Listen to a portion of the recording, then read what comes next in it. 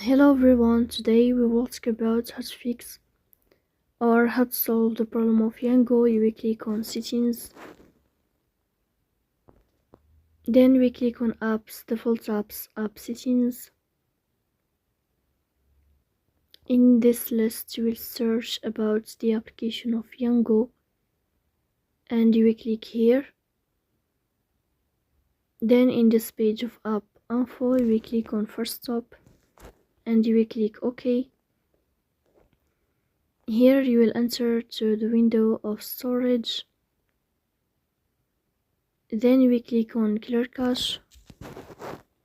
Here you will turn off your Wi-Fi and you will turn on your Wi-Fi again to fix that problem.